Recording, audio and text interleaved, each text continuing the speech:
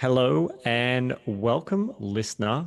If this is your first time joining us, you are listening to the Entrepreneurs Rising show.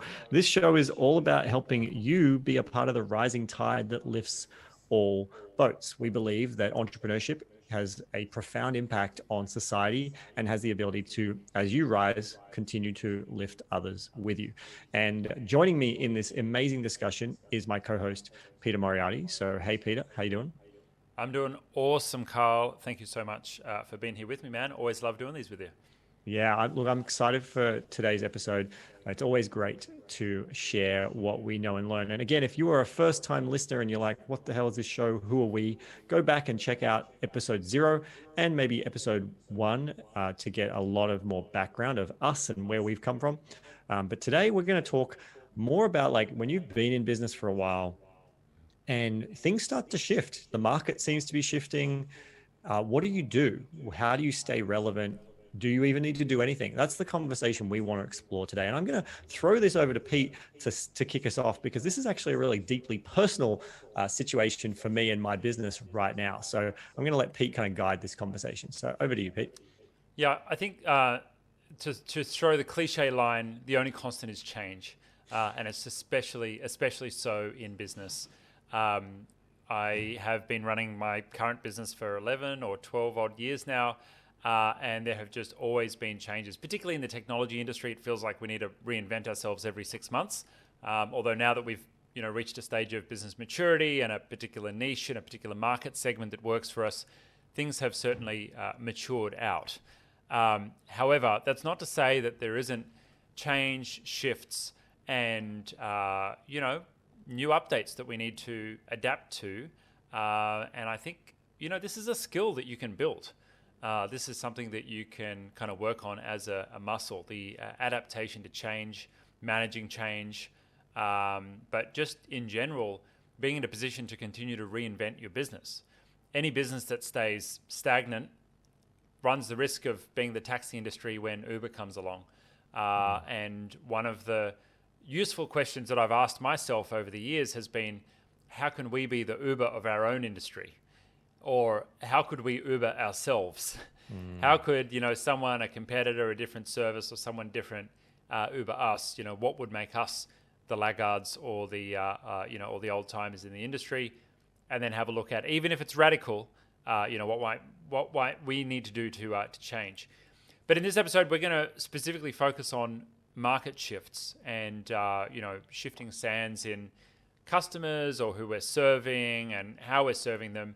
And Carl, this is something that's timely to you at the moment, so I'm looking forward to expanding and pulling it out. I'm going to be asking you some questions and trying to get a bit of an idea of what's going on for you. So why don't you tell us a little bit about where you're at right now and what we're going to work through today? Yeah, look, so everything you've covered is really, really a lot of what I've been thinking about, right? Like, how do we, when the question that arises, I'll preface it before I'll get into some context in a second, but the question that has been on my mind a lot recently has been the question of, are we kind of Uber ourselves? Are we innovating? Are we innovating where we need to ensure we stay relevant? Or are we just overcomplicating it? Do we not need to even go down that path, right? And this is the challenge. When you've been in business for a while, you've done things, they've worked for as long as they have. I can understand if you were Borders, you were Kodak, and you're like, oh, well, the way we used to do it's always worked. Do we really need to shift and change? But obviously, any business owner doesn't want to turn into, the taxi industry or Borders or Kodak. So here's the context. We've been in business now for, I think, 6 years or so, doing what we do, serving mostly coaches, consultants, other digital marketers. And what we do at Automation Agency is we provide a team of designers, developers, and automation gurus to kind of set up your tech and maintain it. And the avatar that I set out to serve in the beginning was we kept our prices low on purpose. People were going and hiring virtual assistants, and they were struggling with their virtual assistants because they were letting people loose into Ontraport accounts. Infusionsoft ActiveCampaign wasn't as big back then. And they were getting messy results because these virtual assistants had no idea what they were doing. Now, here we are 6 years on. Virtual assistants, a lot of them have a lot of that experience now. It's not as new as it once was. We also found that over the years, our best clients, and we still have many of them still, actually, but a lot of our best clients were really initially were aiming for people like me, people who were technical, could do it themselves, but it wasn't the best use of their time to do this stuff themselves. So they were engaging us to help with the overflow, the little niggly things. And if they needed something done urgently, they would just deal with it themselves because our speeds weren't quite the same as a dedicated resource. And that's worked fine. And we still have some of those early clients, even 6 years on. What's shifted though over this last 6 years, and in particular, I would say the last 12 months, and maybe even shorter since COVID, I suspect that a lot of it's come from a big shift of COVID has meant people who weren't online, knew nothing about online, are now seeking to get online. And what's happening is we're getting a lot more clients who have almost zero knowledge about digital marketing and online marketing. And they're seeing our service and going, this is amazing. And they sign up. And even when they go through all our processes, we have fit calls. We have people that you speak to before you sign up to just check if you're a good fit. And we have people who talk to them. They say all the right things. They have their kickoff call when they first sign up and show them how to use the platform, how it all works. And we're just finding that we're getting more and more clients who are really needing a lot more hand holding, yet they're going for our lowest price service, right? They're on our $250 a month plan, but they're actually needing more support than we currently even give our $1,200 a month clients. And so what's been coming up for us is going, okay, we're clearly attracting a huge amount of these clients, these types of clients that don't have the same knowledge and background. And we've also seen a trend over the years that are not all, but there's been a number of the more technical who come to our service and they just find that they want a faster speed than what we can standard deliver. They just, because they could do it themselves in, let's say they could do it themselves in a couple of hours, they want it to be done within the same day that they ask it to be done. And that's just not how we're set up to be able to deliver those kinds of speeds. And so they often use us for a while, and then those people will leave and go and hire their own dedicated resource. Whereas the less technical people, they seem to stay with us a lot longer. Although we do have data, obviously, from early clients that are still with us, but part of that's because they are on a discounted grandfathered rate. So the big question that's constantly in our mind, and I can share what I'm doing about it. This is not necessarily like give me an idea of what to do, but I'd love to explore it more. Is the way I see it is we have a choice. We either going to go, okay, we embrace these new types of clients that we're getting, and we continue to evolve, add more support layers, add more resources that are going to better support these people to be more equipped to work with our service, add new features to our service to better help the people who aren't aware that if you want to build a sales funnel, that's probably 3 or 4 tasks, because in their mind that it's just one task. They're like, oh, I want to build this thing. That's my task, please. And it creates frustration on the team's end and creates frustration on the client's end. And so that's some of the stuff we've been working through a lot. So Pete, I suppose I've given a bit more context. I'll throw to you to ask any questions you've got. Look, I think I'm curious. What you've shared so far, or what I'm hearing you've shared so far, is that you've got a service. It's worked really well for a particular set of customers, right? And you've now got customers that are coming in, which are kind of making it through your pre-qualification steps, but for some reason you're sensing that they're not really well aligned. My first curiosity is, what's the lead source for these customers? Are they from are you getting customers in from a different, a different lead source or a different market than you would have previously? No, so it's existing. It's the same market. They're mostly coaches that we work with. I think what this is more a trend of what's happening in the coaching space in particular. We're getting a lot more people, especially since COVID, who didn't really need to worry about online much in their marketing. And now they're going out there and they're looking at and learning about stuff. And they're not necessarily fully actively learned about sales funnels. They're now just they've worked with a coach. So a huge amount of our clients come from referrals from existing clients, as well as some key authorities in the space. And so most of these people are still coming from referrals from existing clients who know how our service work. And the difference is, I think, that a lot of the existing clients they've wrapped their head around how things work. They understand the process, and they seem to think that the person they're referring can also wrap it. But we're finding they just seem to be missing some of those key things. And we're working through it. We're creating a lot of resources. We've added all these things to help. And it just brings up that question of like, do we push these people away? And this is what's going to happen, I think, in any business, right? Do you start to go, okay, well, no, we're just not for these people. No, no, no, no. Or do you pay attention to the fact that, well, I'm getting people knocking on my door. There is a huge need. These people need help. There's a clear problem here. Do we want to ensure we're solving it for those people? Or do we push them away and try to find only the people who are getting great results? And this is where the biggest challenge for us has been, is what is the key, aside from them saying all the right things and being in the right industry of who we serve, what is the key things that we need to be looking for to know who we can help versus the people who are not getting the same great results as most of our clients do? What is the gap, and how can we identify that early?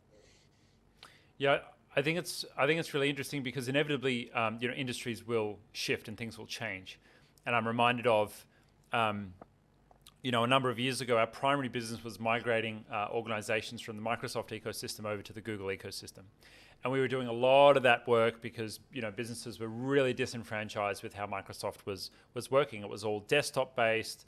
Office 365 Exchange Online had not really, gotten that good. Microsoft was way more expensive. Google was a whole heap cheaper.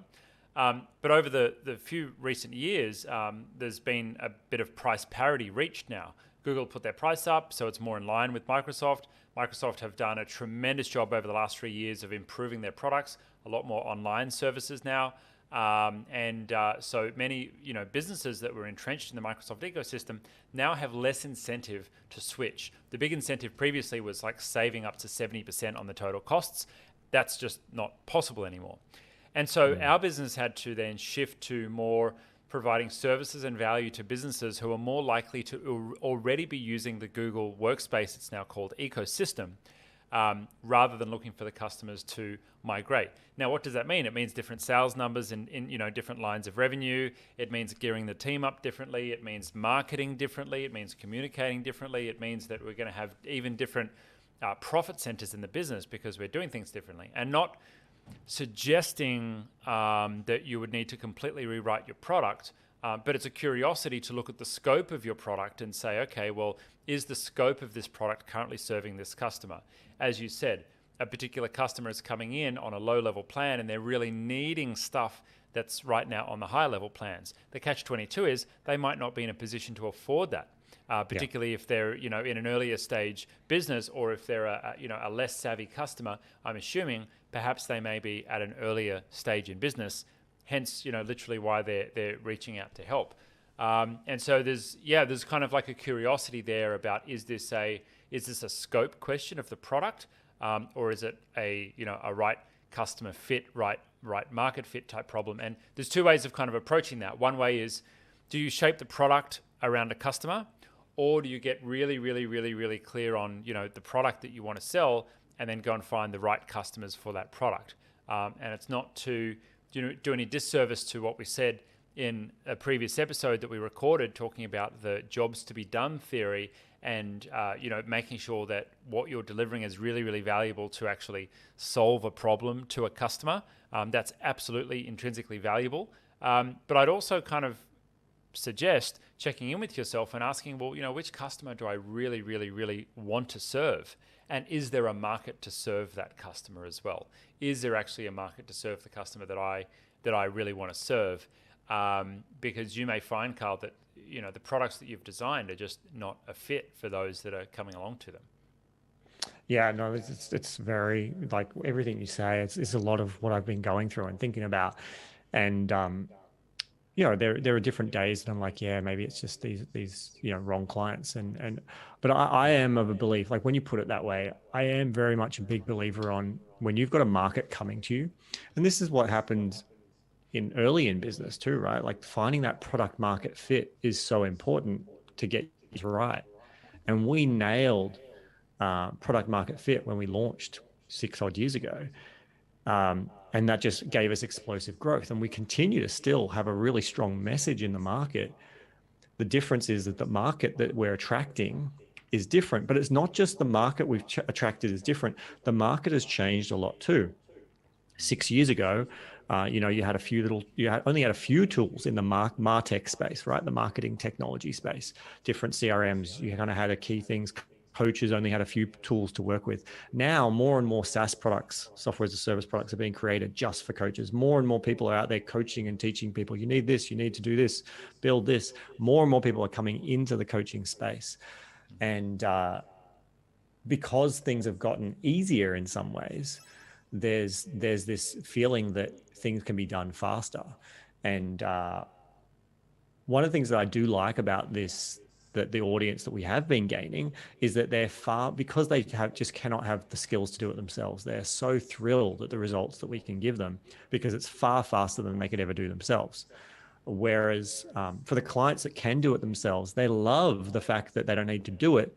But if they need something done urgently, they know that they can't rely on us to do it. Like, it's just the reality, even on our highest plans. If they need something done and they need it the same day, we just can't provide that level of building a funnel or anything like that. Maybe a simple task, maybe, but if it's building a funnel, a lot of stuff, a lot more projects, a lot more setups than we used to do. So I feel like it's been a maturing of our market that has really shifted a lot of what's going on. And then the maturing of the market has meant, as you say, there's a lot more different blood coming into that market of who we've been serving. And then there's now people that have got great results with us telling their clients and friends, hey, go and work with automation agency. And then these people are like, oh, I want to get the same great results as my friend or as my coach or my expert. And there's just some of these knowledge gaps we're finding. And it's kind of trying to give them that knowledge gap has been challenging. And we're working on a bunch of different projects. Like, we're working on some things, don't hold me to it if you're listening to this and you're a client of automation agency, but I can't give you timelines. And some things we build, we never release. But we've been working on a project templates feature. So one of the things that we have, and we've had for a long time now, is what we call task wizards. A lot of the challenges we've had in the past were people were like, I want this thing done, but they didn't know what information we needed to get that done. So we created these task wizards. You want to send an email broadcast, you click on that. It asks all the key questions. It asks you what date and time do you want it sent? Next. And it asks you all these questions, gathers all the information, and creates the task to send off to the team. And it's designed to do two things. It was designed to, one, make your life as a client easier to just give us all the information you need.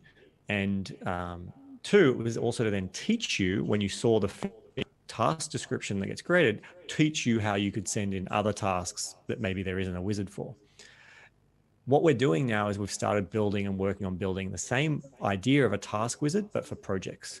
Because what we're finding is we're getting a lot more clients that just do not understand to the same degree that our earlier clients did the difference between a task and a project.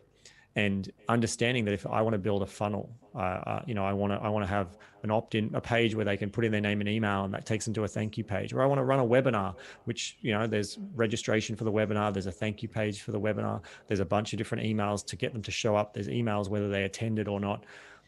It's very easy for them to go, that's what I want. My task is build me a webinar setup.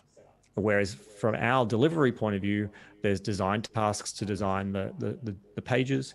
There's then web or automation tasks to build the pages. And then there's the automation setups for all the email sequences and things you want to have happen. So there's at least 3 to 4 tasks involved in that project. So we've been working on this feature to build project wizards where a client would be able to go, hey, I want a webinar setup. And they can just kind of pick on that. It will then create all the tasks required, ask the questions, create the tasks, and then submit it in their account. So these are some of the things that we are working on to address specifically for these clients that don't quite have the same understanding. And there's just that little question in the back of my mind every now and then. It's not a strong question, but sometimes I'm like, do I even need to be doing this? Do I even need to be building a feature like that? Like, I know it's valuable, but I think, honestly, sometimes it's fear that comes up. It's fear that I'm going to break something that isn't broken, right? That's the story I might tell myself, that, well, if I do this, what if I make things easier? as a subscription business, does that mean that clients will leave sooner? If we add all this value up front, and I know it's fear, I know it's crazy, but it's like, if we add all this value up front, does that mean we need to now start thinking our pricing model needs to change? Because if someone can get all this stuff done in a couple of months, what's going to stop them from then just canceling? And they're really happy chappy, but we've given them, $10,000 worth of value in for like under $1,000. And then the mind starts to go, oh, well, then our pricing model changes, which then changes our sales process and changes all this. And that's where I think the stress and the fear comes up from those stories that I tell myself there. So that's really insightful for me to realize that. So I think like what comes up for me is, to really know what kind of business you'd like to have. If you're a subscription business, but you're expecting people are only going to hang around for 6 months, and that might be like, a dating coach who knows eventually someone's going to get into a relationship and probably, end their services, then I would absolutely be having that pricing discussion around, okay, well, what's the actual amount of revenue that we want to get per customer? On average, how long do they stay? And you price it there. But I would suggest you could potentially look into this and say, well, how could you provide value on an ongoing basis so that there was no need for a customer to cancel? What would that value look like? What would be valuable to the customers on an ongoing basis? And this is like the number one question that we have to ask ourselves every week. How can we be valuable over a long period of time? How can we do, maybe a couple of things that keep us sticky? Stickiness is important. But it always comes from a place of value. How can we have value that doesn't diminish over time to the point where a customer wants to, cancel the subscription? And I'm curious if you were to reflect from that angle, if that may help to answer some of the questions that you have coming up around the product. Totally, man. Yeah, we've definitely. I'm always thinking about that. Like, what is the, not from like, how do we create stickiness? Like, obviously as a business owner, you always think about some of those things. How do you increase pain of disconnect? How do you create stickiness? But it's, at the end of the day, any subscription business, it is about value. So the things that come to mind for me there are like, well, when we have this whole library of projects, which the library is built, it's really just the project builder that's still in progress. The benefit there is potentially giving them more roadmaps, suggestions every month. Now it's time to build this one. Now it's time to build that one. We already did build and launched, I think a year ago now, we launched a feature called recurring tasks. And we're really been more heavily on our kickoff calls, trying to encourage clients to think about setting up recurring tasks, getting them to not think about, because a lot of clients come to us looking to set up. They're like, I want to build a funnel. That's what they want to set up. Whereas I think some of our earlier clients were a lot more like, I'm looking for a long-term thing. Whereas now we're getting a lot more clients like, I just need this project and, I can get it done affordably through automation agency. That's what they're going like. This other guy is going to charge me 10 to do it, and I can sign up for $250 a month to you. And so they've got time in a week too. Yeah, but they've got time on their hands. They're like, okay, well, cool. Like, even if it takes a month, I'm okay with that. But the reality is, they're not going to likely build a 10 grand project in a month for 250 or even 2 months. And so, especially when they don't even know what's involved. So there's a bunch of things that are happening there, but we've been really trying to encourage people to think about, well, what are the recurring tasks we can be doing for you? The social media graphics we can be creating, the blog posts. Like, we've got one client, I love how she's making use of the recurring task feature, because you can schedule a recurring task, or it can be like an on-demand. You click a button and it just comes up. The scheduled one for a blog post, she's using it that she submits a task to our team to post a blog on her website. And she uses that as her own accountability to make sure she's written a fresh blog post. So when the team reach out and say, hey, we need the blog post for this recurring scheduled task that just happens consistently in her account, nice. That's her commitment that she needs to get on and make, if she hasn't already, to write a blog post to send it to us to get it. I love that. So there's some really cool initiatives that are coming from that. And that excites me. Like, I think, really, we haven't gone 100% live, but we will in probably a couple of weeks. We're building out that recurring task suggestion library. So we launched the recurring tasks, and now we've got a bit more data about how we ourselves, because I'm a client of my own service, use it, how other clients are using. Now we've seen some examples of recurring tasks. We're starting to build out these suggestions library where they can just click the one they want and it loads it into their account. They can tweak it as they want and then set it up to schedule. So I'm So definitely thinking about that side of things. I like that, and I'm also still in problem solving mode. And one thing that came to me, I was curious, is how much surveying or user testing that you've done. I've always found it really valuable to send surveys and get feedback from customers, and particularly pay attention to the customers that have been long tenured. But also, there's an opportunity to survey the fresh customers who've just signed up and ask, well, why did you sign up? What was the reason you're signing up? And you can get that kind of data from, like what tasks type things that they're putting in. But I think understanding the motivation of like, what problem did they come to solve? What is the thing to be done? And, and why are they then coming in? How do they find their way to you? You never, as a part of this investigation project, you may find that you put a 6 month minimum on subscriptions, or the first 6 months is 500 a month instead of 250 a month, and you have a very different process with them. Yeah, we've Or thought they about come some in of and they these. come a part of the business, and you charge a setup fee for a kickoff session where you go through and you map out a strategy which goes to 6 months or to 12 months along that line. Something really interesting that I found when we did a cohort analysis of our customers, and whether or not people stayed or not, and who was staying the longest, and what kind of things were they buying from us. What we found was that if customers stayed past 12 months, 90% of them, 90% were still there 3-4 years down the line. So as Amazing. long as we got them to the 12-month mark, we knew that they'd continue on with us. So what do? We switched our subscriptions to annual. Now, that didn't automatically have everyone stay on, because some people just bought it to still get one thing done. But a lot of customers, because they had the subscription for the year, and because we pitched and positioned the subscription for a year, it became a pitch about a partnership rather than a pitch about just get this one thing fixed. And from time to time, we have someone who comes along, and we made the month-to-month fees exorbitant, so that if they just want to hang around for 2 or 3 months, well, we're getting half the revenue we would have got if they'd just paid for an annual plan anyway, which is a nice upsell for the sales team. But switching to that annual commitment allowed the customer to kind of expand their mind and think, oh, okay, well, yes, I'm coming for this one initial project, and that's why I'm signing up for this subscription service. But what else could I potentially do once that's done? And then that's our job to reach out with the relationship manager on our engaged team, and actually check in with the customer when they're 3 or 4 months in, and say, okay, cool, we've got the first project done. Now let's work on the next one, or now let's give you access to some support, or now let's help out with something else that we can uncover in the business. And then by the time 12 months rolls around, they're getting so much value, they're much more likely to stick around from there.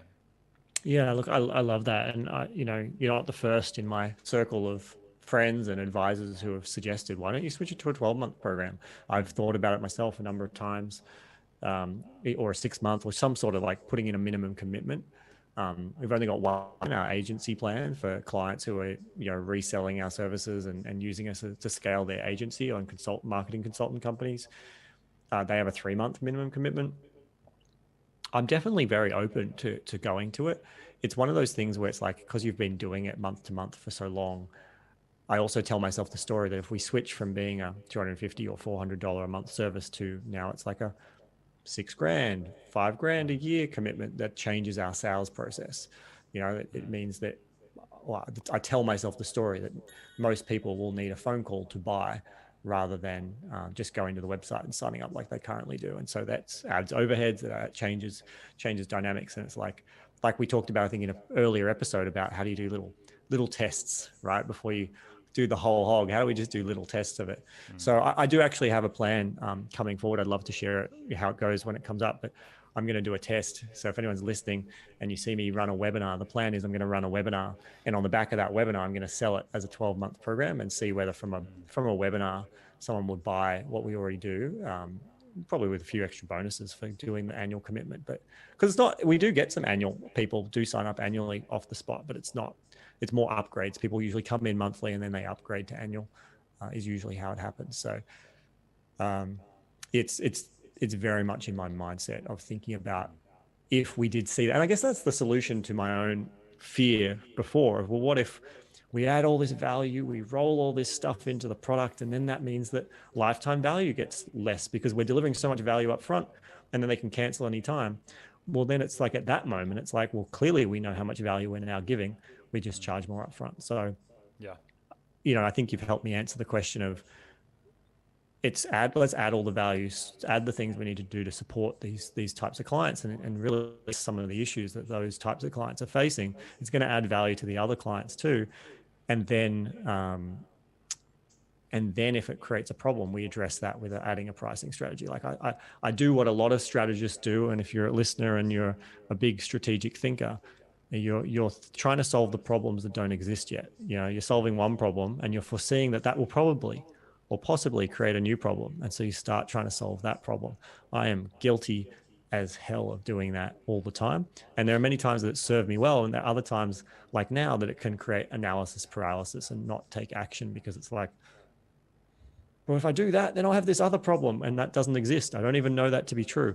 So that's really helpful. And also your mention of surveys. It's been a while. It's probably been over a year and a half since we last surveyed clients. So that's also something worthwhile investigating. I want to suggest to the listener, if you're interested to have a look at how we've priced things, you can head along to itgenius.com. We have a concierge service. Very different to Carl's service, which focuses on marketing technology. We focus more on operations technology. And in our service, you'll see the month-to-month pricing is about a 40% uplift to the annual pricing. And Carl will share, I think one of the key components of being able to sell the annual plans for us was deprioritizing the monthly option, adjusting the price of the monthly option, knowing that the customers who came and went were not really the kind of customers that we wanted. We wanted someone to build a longer-term relationship with, but also having the opportunity for the customer to have a conversation with our team. So our sales team are called the Excite team, and they're the ones who will actually map out the plan with the customer. And so having that opportunity to really, paint the picture and show all the things we can do. And then, it's a matter of saying to the customer, hey, look, you can pay for 3 or 4 months of month to month if you want. But here's all the things that we might be able to do for you over the next 12 months. And a number of those are going to take some time for us to achieve. So why don't we put you on the annual plan, and then you can always drop back to month, or you don't have to re-sign up or whatnot. And, I think when the price positioning is there, that's been advantageous for us. So that's certainly something that I'd put forward for your consideration. I really like that. But I think we've both got good mechanics mindsets, right? And you do as well. I think continuing to tweak and test is probably the most important element here. The fact that you're going to run a webinar to test things out. The concept we talked about in the last episode of testing things is called firing bullets and then cannonballs. Running one webinar is not a difficult task to do.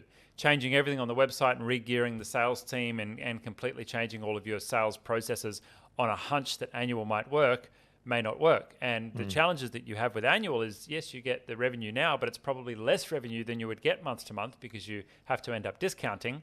And then you have lumpy revenue when you have a number of renewals in certain months and then you don't have renewals in other months. And so you can have other challenges that tend to pop up there. And there's a whole business of managing the renewals and making sure people don't just sign up for 1 year and then disappear when it rolls around.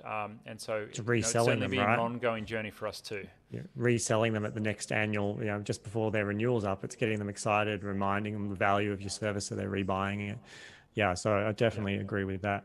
I also thought, since we've been talking about pricing, for the listener, if you are a subscription business, one of the best resources I have ever found on handling subscription pricing, including great survey questions you could send to your audience to better understand what their willingness to pay, like the lowest price and the highest price. And I've done that to set automation agencies pricing in the past.